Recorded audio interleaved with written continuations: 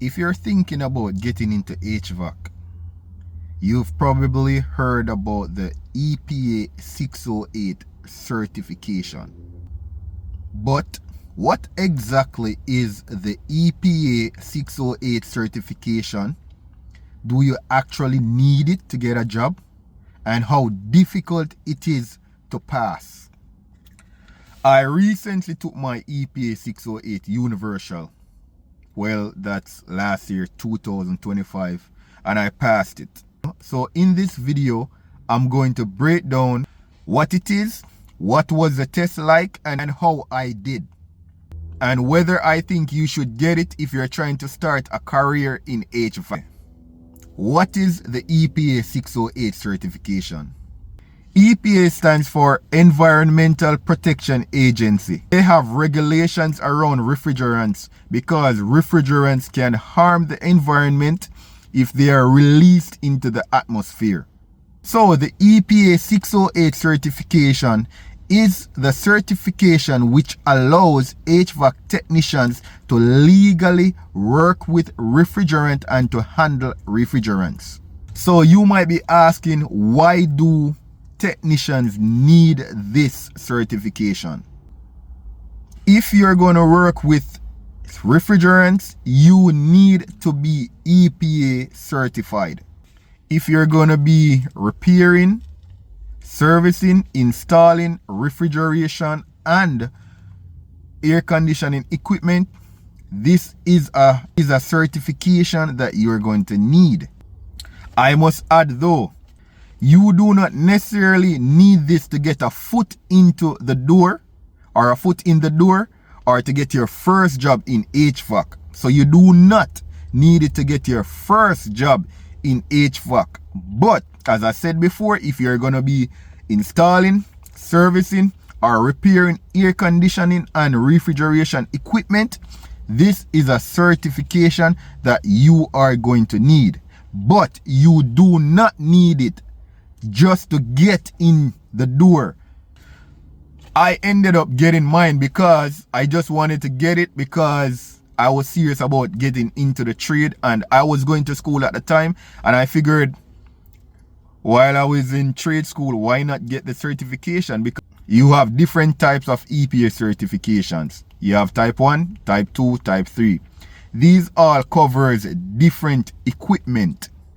How this certification works is you have different sections. You have a core section, a type 1 section, a type 2 section, and a type 3 section. And these sections are comprised of 25 questions. But how it works, you have to pass the core section along with any other section. So for example, you could get type 1 by itself, but you have to pass the core section. You could get type 2 by itself, but you have to pass the core and type 2. You could get type 3 by itself, but you have to pass the core section plus type 3. Or you could get type 1 and type 2, but you have to pass the core with those.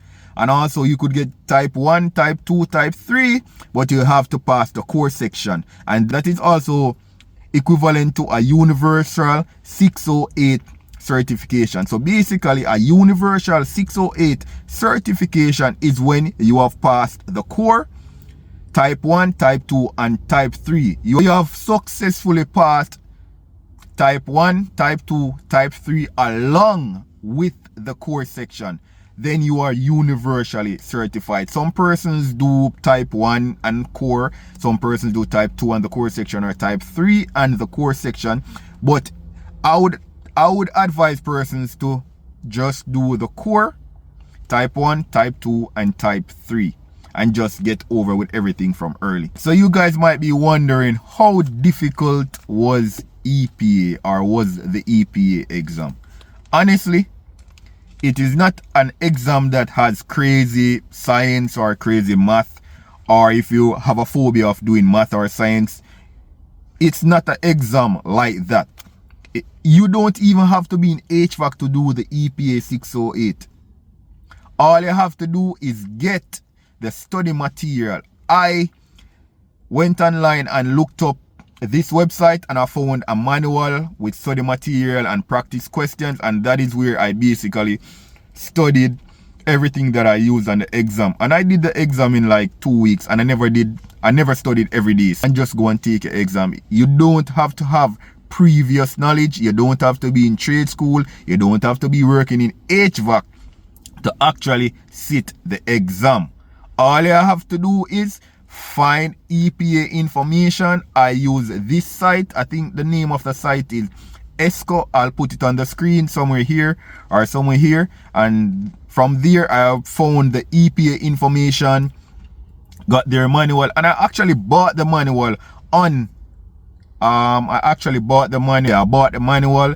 It's very cheap, and then I pay for the exam. The exam was like 60 bucks or 80 bucks. I think everything for me, the exam came up to like 80 bucks. There's also some classes at trade school that you could do and do the exam, but I calculated the price of those classes and I was like, nah, I'm not gonna do it with them. I'm just gonna study by myself and do the exam. And that's what I did. I was going to trade school at the time, and they offered a class, but it was after my course finished, was like 2 months after, and I was like, I decided from the year before I'm not gonna do that. The exam wasn't difficult for me, but I found some parts more challenging than some. For example, type 3 was one that I was really struggling with sometimes. I just couldn't remember the information. And also, there are a lot of dates on the study material, so find a way to remember dates and tables. But the manual that I bought had every single thing that they asked about in it. So, type 3 was the section that gave me problem. But I ensured I spent a lot of time on the core section, because without the core section, you're not going to pass the exam. So even if you pass section 1, section 2, section 3, and you failed the core section, or if you fail the core section, you're not going to get a passing grade. But I ended up passing. Yeah, I didn't get 100%. But guys, nobody's going to ask you, if you told them that you passed the exam, how much you got.